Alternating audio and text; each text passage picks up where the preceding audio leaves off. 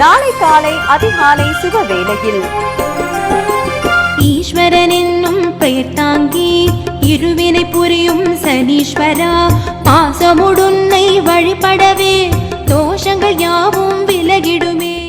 சிவபெருமானின் பெருமைகளை அறிந்து கொள்வோம் நம் சிவசிவாவில்.